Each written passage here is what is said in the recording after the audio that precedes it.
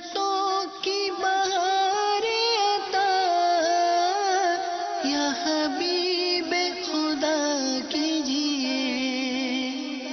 بھائیوں گر سکون چاہیے سنتوں پر چلا کیجیے.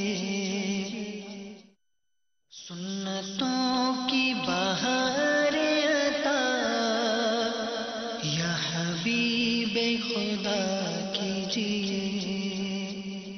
سنتوں کی بہار عطا یا حبیب خدا کیجیے. سنتوں کی بہار عطا یا حبیب خدا کیجیے. سنتوں کی بہار عطا یا حبیب خدا کیجیے. بھائیوں گر سکون چاہیے سنتوں پر چلا کیجیے. بھائیوں گر سکون چاہیے سنتوں پر چلا کیجیے. احمد جی ہم نے تو اس رسالے کو شروع تا آخر مکمل پڑھ لیا ہے، مگر آپ کا سبق لگتا ہے ابھی تک یاد نہیں ہوا. الحمدللہ عز و جل تقریباً یاد ہو گیا ہے. مریض کی عیادت کے فضائل یاد کر رہا تھا. میں آپ کو سناتا ہوں، آپ سنیے. یہاں سے جب ہمارا کوئی مسلمان بھائی بیمار ہو جائے تو ہمیں وقت نکال کر اس اسلامی بھائی کی عیادت کے لیے ضرور جانا چاہیے، کہ کسی مسلمان بھائی کی عیادت کرنا بھی بہت زیادہ جو ثواب کا باعث ہے. آپ صلی اللہ علیہ وسلم نے فرمایا کہ جو اپنے مسلمان بھائی کی حاجت روائی کے لیے جاتا ہے اللہ عز و جل اس پر 75,000 ملائکہ کے ذریعے سایہ فرماتا ہے. وہ فرشتے اس کے لیے دعا مغفرت کرتے ہیں اور وہ فارغ ہونے تک رحمت میں غوطہ زن رہتا ہے. اور جب وہ اس کام سے فارغ ہو جاتا ہے اللہ عز و جل اس پر ایک حج اور ایک عمرے کا ثواب لکھتا ہے. جس نے مریض کی عیادت کی اللہ عز و جل اس پر 75,000 ملائکہ کے ذریعے سایہ فرمائے گا. احمد جی ابھی آیا.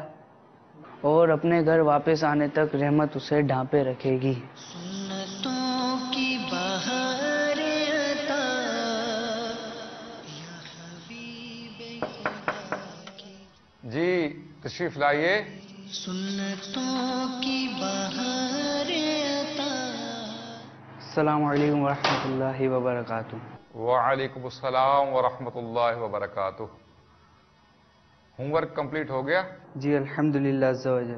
اور وہ صلاۃ و توبہ کے نوافل؟ وہ تو میں نے عشاء کی نماز کے ساتھ ہی ادا کر لیے تھے. اور سلیم کہاں ہے؟ جی وہ میرے ساتھ ہے. جو آپ نے رسالہ دیا تھا نا خاموش شہزادہ، وہ اس نے ابھی ابھی مکمل کیا ہے. ماشاء اللہ.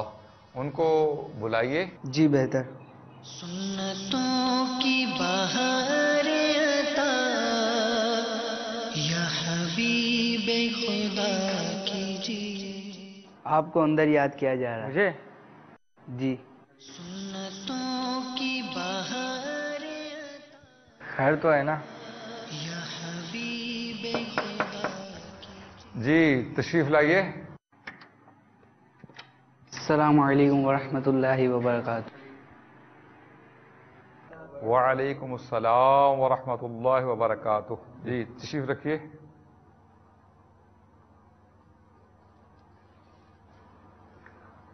احمد رضا بتا رہے تھے کہ آپ نے رسالہ خاموش شہزادہ مکمل پڑھ لیا ہے. جی الحمدللہ عز و جل.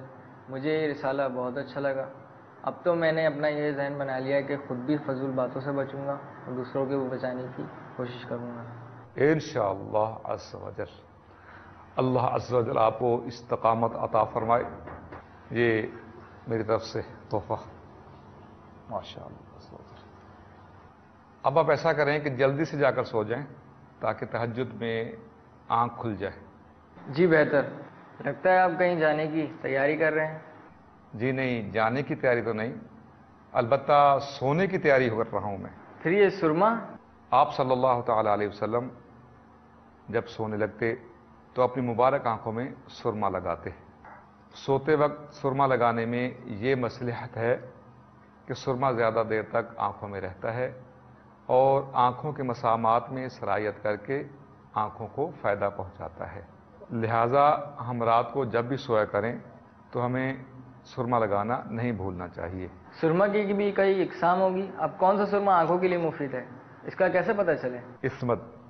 عصمت تمام سرموں سے بہتر سرما ہے، کیونکہ یہ نگاہ کو روشن کرتا اور پلکیں اگاتا ہے۔ اس کی کوئی اور فضیلت؟ سرما عصمت کی فضیلت کے لیے یہی کافی ہے کہ یہ بی بی آمنہ رضی اللہ تعالی عنہ کے دلارے، ہم بے کسوں کے سہارے محمد رسول اللہ صلی اللہ تعالی علیہ وآلہ وسلم کو پسند ہے۔ کیا آپ صلی اللہ علیہ وسلم نے عصمت سرما صرف پسند فرمایا یا خود بھی استعمال کیا؟ آپ صلی اللہ تعالی علیہ وآلہ وسلم نے اسے خود بھی استعمال فرمایا اور اپنے غلاموں کو بھی استعمال کی ترغیب دلائی اور اس کے فوائد بھی ارشاد فرمائے۔ لہذا سرما عصمت ہی استعمال کرنا چاہیے۔ اگر سرما عصمت میسر آ جائے تو یہی، ورنہ کسی بھی قسم کا سرما ڈالا جائے تو سنت ادا ہو جائے گی۔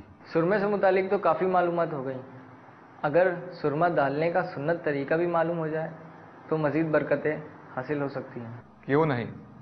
ہمارے آقا صلی اللہ تعالی علیہ وآلہ وسلم دونوں مقدس آنکھوں میں سرما کی 3 سلائیاں استعمال فرماتے تھے اور اکثر اسی پر عمل تھا۔ بعض روایت میں سیدھی آنکھ مبارک میں 3 سلائیاں اور بائیں میں 2 کا ذکر آیا ہے، اور تیسرا طریقہ یوں ہے کہ آپ صلی اللہ تعالی علیہ وآلہ وسلم ہر آنکھ مبارک میں 2 سلائیاں سرما کی ڈالتے اور 1 سلائی دونوں مبارک آنکھوں میں لگاتے۔ لہٰذا ہمیں مختلف اوقات میں مختلف طریقے سے سرما استعمال کرنا چاہیے۔ کبھی دونوں آنکھوں میں 3 سلائیاں، کبھی دائیں میں 3 اور بائیں میں 2، تو کبھی دونوں آنکھوں میں 2 اور پھر آخر میں 1 سلائی